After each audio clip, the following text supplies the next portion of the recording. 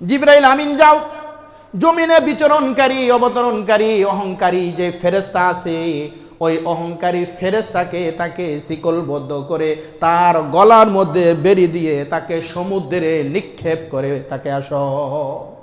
তাহলে রমজান মাসের শুরু হওয়ার আগেই শাবানের শেষ তারিখে শয়তানকে তাকে শিকলবদ্ধ করে, শিকল দিয়ে আবদ্ধ করে তার গলার মধ্যে লোহার বেরি পরিয়ে এরপরে তাকে সমুদ্রে নিক্ষেপ করা হয়। কেন নিক্ষেপ করা হয়?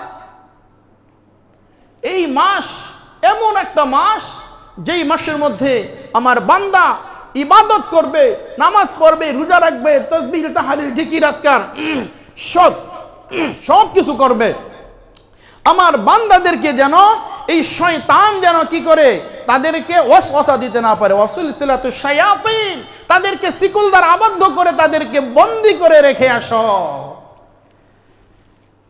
এখন প্রশ্ন হলো, হুজুর, রমজান মাসে জান্নাত আল্লাহ তাআলা খুলে দেন, জাহান্নামকে বন্ধ করে দেন, শয়তানকে বন্দী করে কয়েদি করে সমুদ্রের মধ্যে জিবরাইল আমিনকে দ্বারা তাকে নিক্ষেপ করা হয়, এরপরেও তো মানুষকে ধোঁকা দেয়, এরপরেও তো মানুষ অসায় লিপ্ত হয়, মানুষ গুনাহের মধ্যে জড়িত, মানুষ পাপাচারের মধ্যে জড়িত, অনেকে রোজাও রাখে না। এর কারণ কি? এর কারণ হলো ভাই, মাহে রমাদানের পূর্ব মুহূর্তে অর্থাৎ শাবান মাসের শেষ তারিখে নবী করিম সাল্লাল্লাহু আলাইহি ওয়াসাল্লাম সাহাবাই কেরাম সম্পর্কে লম্বা এক ভাষণ সাহাবাই কেরামকে দিতেন। কেন সাহাবাই কেরামকে লম্বা এক ভাষণ দিতেন? বলে উদ্দেশ্য ছিল সাহাবাই কেরামের মাধ্যমে আমার উম্মতের কাছে যেন রমজানের গুরুত্ব, রমজানের ফজিলত, রমজানের মাহাত্ম্য, রমজানের তাৎপর্য, সেহরির ফজিলত, ইফতারির ফজিলত, শবে কদরের ফজিলত, বলে প্রত্যেকটা বিষয় যেন আমার উম্মতের কর্ণকুহরে তাদের কাছে যেন পৌঁছে যায়, সেজন্য আল্লাহ রাসূল সাহাবাই কেরামকে এই শাবান মাসের শেষ তারিখে লম্বা একটি ভাষণ তাদেরকে দিয়েছেন। কি ছিল সেই ভাষণ? হযরত সালমান ফারসি রাদিয়াল্লাহু তাআলা আনহু তিনি হাদিসটি বর্ণনা করেন।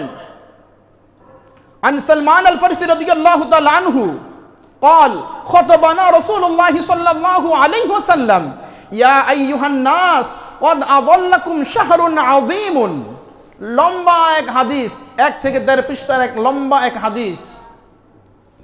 এই হাদিসের সারমর্ম আজকে আমরা আলোচনা করব।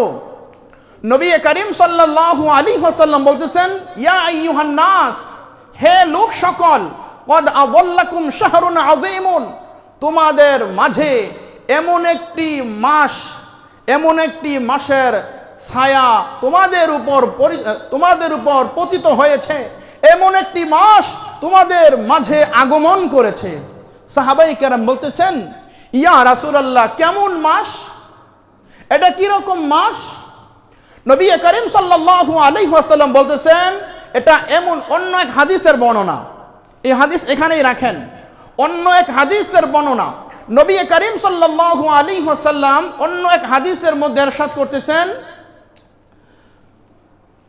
শাবান মাসের শেষ তারিখে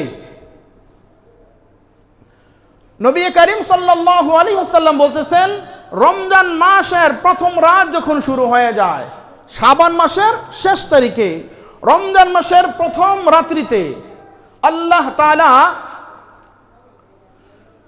জান্নাতের সকল দরজাগুলো আল্লাহ তাআলা খুলে দেন। সুবহানাল্লাহ, জান্নাতের সকল দরজাগুলো আল্লাহ তাআলা খুলে দেন এবং জান্নাতের তলদেশ থেকে একটি সুমিষ্ট মধুর বাতাস সেই জান্নাতের তলদেশ থেকে প্রবাহিত হতে থাকে। সুবহানাল্লাহ, এই প্রবাহিত বাতাসে জান্নাতের প্রতিটা প্রাতার, জান্নাতের প্রতিটা পাতা পল্লব, ডালপালা, শাখা প্রশাখা, দরজা সমূহের কড়াগুলো হেলতে থাকে। সুবহানাল্লাহ, এই রাত্রিতে যখন জান্নাতের এই সুবাতাসে, সুমিষ্ট বাতাসে জান্নাতের পাতাগুলো, ডালপালা দরজার কড়া নড়তে থাকে। এমতো অবস্থায় হৃদয় স্পর্শকারী, মনোমুগ্ধকর একটি সুমধুর বাতাসের সাথে জান্নাতের বালাখানা থেকে অতি সুন্দর ডাগর চক্ষু বিশিষ্ট হুরগণ জান্নাতের বালাখানা থেকে ডাকতে থাকে, কে আছো তোমরা? এই রাত্রিতে আমাদেরকে বিবাহ করার জন্য আল্লাহ তাআলার কাছে তোমরা দরখাস্ত করবে, তোমরা আবেদন করবে। সুবহানাল্লাহ। তাহলে জান্নাতের দরজা সমূহ খুলে দেয়। জান্নাতের তলদেশ থেকে একটি বাতাস প্রবাহিত হয়, আর ওই বাতাস এতই সুমধুর, ওই বাতাসে একটা গুঞ্জন, একটা আওয়াজ হয়। বাঁশির যেমন সুন্দর সুর, মিষ্টি সুর, জান্নাতের তলদেশ থেকে সুন্দর একটি মিষ্টি সুর ভেসে আসে।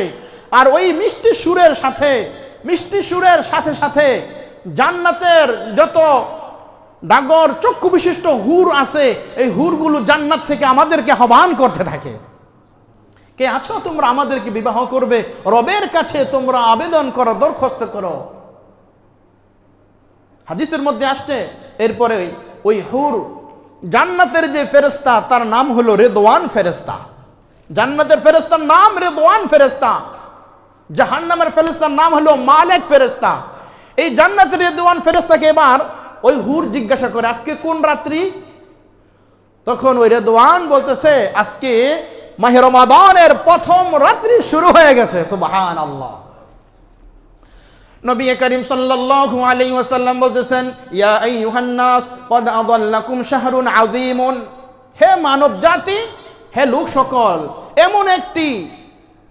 এমন একটি মাস তোমাদের সামনে উপস্থিত হয়েছে, এমন একটি মাস তোমাদের সামনে আগমন করেছে, যে মাস সম্পর্কে রাসূল বলেছেন হাদিসের মধ্যে, ইদা দাখালা রমাদান ফুতিহাত আবওয়াবুল জান্নাহ ওয়া গুলিকাত আবওয়াবু জাহান্নাম ওয়া সিলসিলাতুশ শায়াতিন। রাসূল বলেন, এই মাহে রমাদান যখন শুরু হয়ে যায়, তখন আল্লাহ তাআলা জান্নাতের 8টা দরজা আল্লাহ তাআলা খুলে দেয়। সুবহানাল্লাহ। মাহে রমাদানের প্রথম রাত্রিতে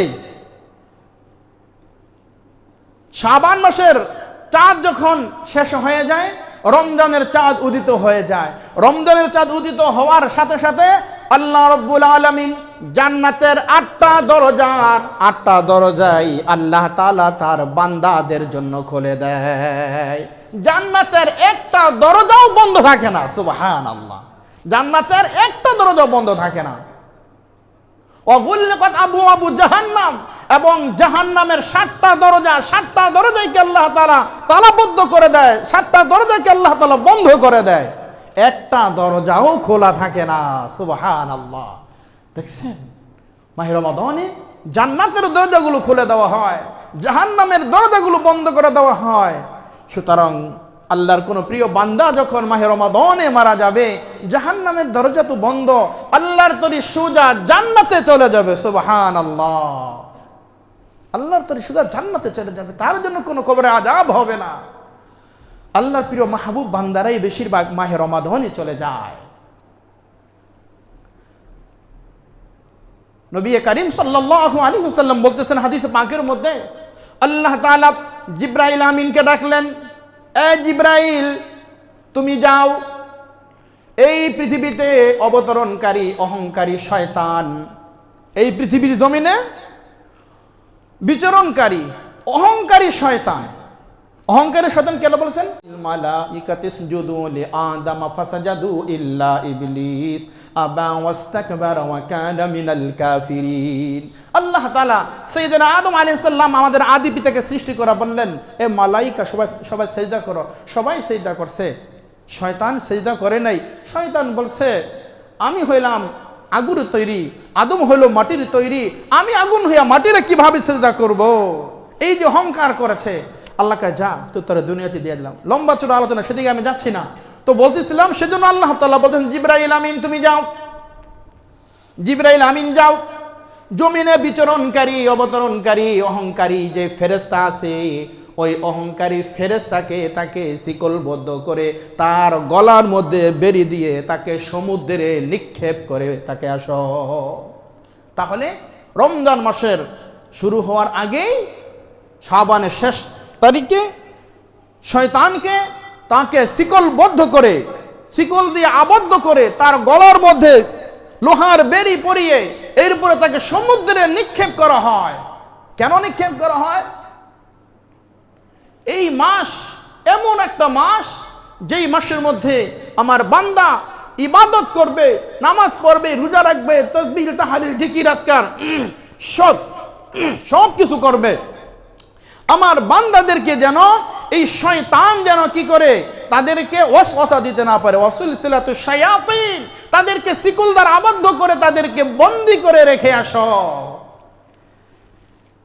এখন প্রশ্ন হলো, হুজুর রমজান মাসে জান্নাত আল্লাহ তাআলা খুলে দেন, জাহান্নামকে বন্ধ করে দেন, শয়তানকে বন্দী করে কয়েদি করে সমুদ্রের মধ্যে জিবরাইল আমিনকে দ্বারা তাকে নিক্ষেপ করা হয়, এরপরেও তো মানুষকে ধোঁকা দেয়, এরপরেও তো মানুষ অসায় লিপ্ত হয়, মানুষ গুনাহের মধ্যে জড়িত, মানুষ পাপাচারের মধ্যে জড়িত, অনেকে রোজাও রাখে না। এর কারণ কি? এর কারণ হলো ভাই, দীর্ঘ 11টি মাস গুনায় জর্জরিত, দীর্ঘ 11টি মাসের মধ্যে যেভাবে গুনার মধ্যে লিপ্ত ছিল, এই রজব এবং শাবান আসলেও ওই মাসেও গুনার মধ্যে জর্জরিত।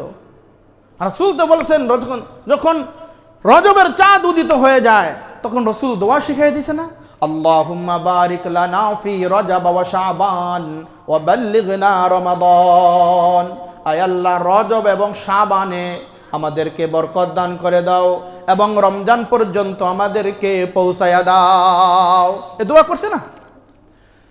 তো রাসূল বলতেছে, রমজানের 2 মাস আগে থেকেই রমজানের প্রস্তুতি আল্লাহর প্রিয় বান্দা বান্দীদের শুরু হয়ে গেছে। আর কিছু মানুষ যারা রমজানেও গোরা করে, রমজানেও পাপাচারে লিপ্ত হয়, অশ্লীলতার মধ্যে যারা লিপ্ত হয়, তাদের উদাহরণ হলো, একটা গাছের মধ্যে যদি একটা ডালের মধ্যে একটা পাখি বসা থাকে, ওই ডালের মধ্যে পাখি বসা থাকলে পাখি যখন আপনি পাখিকে যখন আক্রমণ করবেন বা পাখিকে আপনি যে কোনোভাবে তাড়াই দিতে চাইবেন, ডাল থেকে পাখিটা উড়াল দিয়ে চলে যায়। উড়াল দিয়ে যাওয়ার পরেও দেখবেন ডালটা দীর্ঘক্ষণ পর্যন্ত ডালটা লড়তে থাকে না? পাখি তো ডালের মধ্যে নাই, পাখি তো ডাল থেকে চলে গেছে, তবুও কেন লড়তে থাকে? বলে ওই যে উড়াল দিয়ে চলে যাওয়ার পরেও একটা প্রভাবের কারণে ডাল যেমন হেলতে থাকে, নড়তে থাকে, ঠিক তেমনি ভাবে রমজান মাস আসলেও মানুষকে ভাবে ধোঁকা দেয়। 11টি মাস মানুষ যে গুনাহে জর্জরিত ছিল, লিপ্ত ছিল, বলে এই গুনাহের কারণে মানুষের দিল এখনো পর্যন্ত ওই অস্ত্রতা শয়তান তাকে দিতেই থাকে, শয়তান তাকে দিতেই থাকে।